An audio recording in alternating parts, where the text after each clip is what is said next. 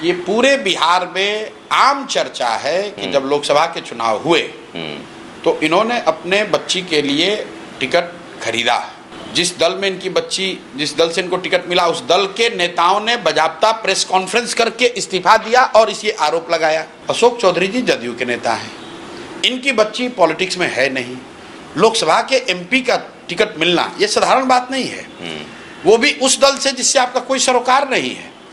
इसीलिए मैंने इनका नया नाम दिया है, ये सर्वदलीय नेता है। देश में, बिहार में हम लोग देखते हैं नेता दल बदलता है, उस पर आरोप भी लगता है। अशोक चौधरी ने एक अलग लेवल की पॉलिटिक्स शुरू कर दी। इन्होंने तय किया दल बदलने की जरूरत ही नहीं, सब दल में एक बार में ही शामिल हो जाओ। बाबूजी कांग्रेस में, ये खुद जदयू में, बेटी लोजपा में और दामाद आरएसएस भाजपा में। तथ्य है, भाई उन्होंने कहा कि भाई दामाद कैसे हो गया, तो कह रहे हमारा गाँव तो आरएसएस भाजपा कोटा से हुआ है। एट ए टाइम आप सारे दल में हैं, जो हम लोग गाँव देहात में कहते हैं ना, घी कहीं भी गिरेगा तो थाली में ही गिरेगा। तो इनका कोई दल नहीं है, ये सर्वदलीय नेता है। इसके बावजूद डर इतना है, मालूम है कि नवंबर के बाद बेरोजगार होने वाले हैं, तो 58 साल की उम्र में ये आदमी जाकर प्रोफेसर हो। आप बताइए 58 साल की उम्र में पटना यूनिवर्सिटी में मिनिस्टर रहते हुए ये आदमी हो गए असिस्टेंट प्रोफेसर। प्रोफेसर बनने का क्राइटेरिया क्या है? उसमें ग्रेजुएशन का मार्क्स चाहिए, उसमें नीट और जेआरएफ चाहिए, उसमें पीएचडी का पेपर का चाहिए, कितने आपने पेपर पब्लिश किए हैं, ये 4-5 महत्वपूर्ण चीजें। ये एडवर्टीजमेंट पहले का आया हुआ था 2020 के पहले।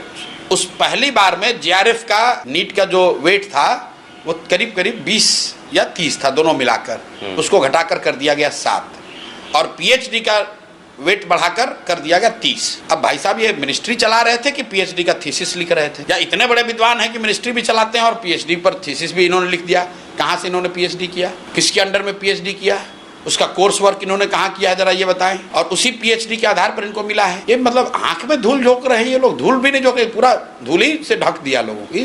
बेशर्मी की हद है। मोरालिटी की तो बात ही मत कीजिए भाई, आप मिनिस्टर हैं, एमएलसी हैं, साथ में आप जाके प्रोफेसर भी बनिएगा। बिहार के लाखों बच्चे पढ़ लिख कर बेरोजगार बैठे हैं, जेआरएफ नीट करके बैठे हुए हैं, और आप प्रोफेसर भी रहिएगा, आपकी बेटी भी एमपी रहेगी, आपका दामाद यहाँ धार्मिक न्यास बोर्ड